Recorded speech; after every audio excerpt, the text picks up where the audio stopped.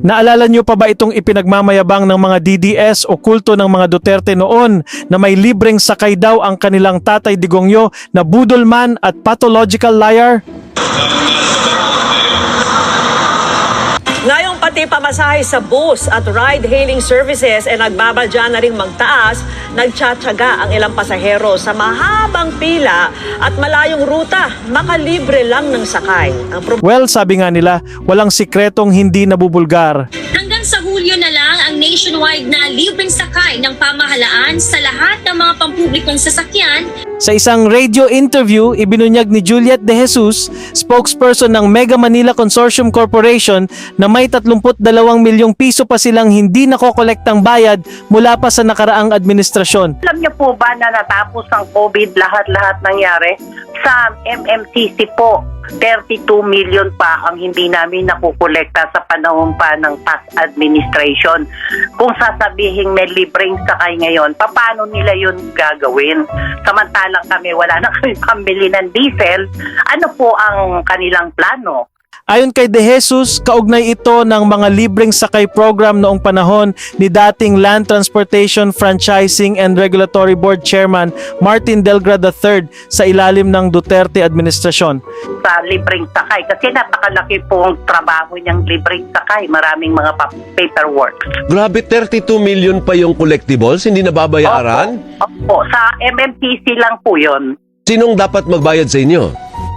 Ang nalaman po namin, sinoli daw po nung dating Chairman Delgra, kaya po nasa DBM na raw po yung pera, kaya hindi po namin malaman kung makakasingil pa ba kami o hindi.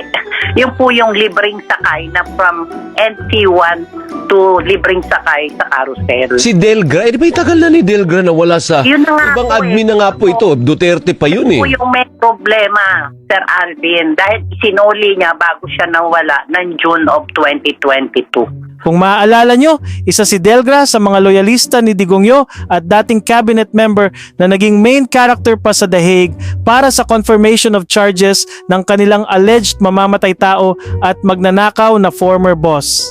Oh, grabe naman ano. So kumbaga yung mga nabanggit, Oh. pero ngayon kailangan sigurong sample ng nangyari para po maintindihan na ang libreng sakay po medyo marami po talagang dapat ayusin. Uy, mahiya naman kayo sa mga Metrobus operator, pinakiusapan ninyo para maglibreng sakay.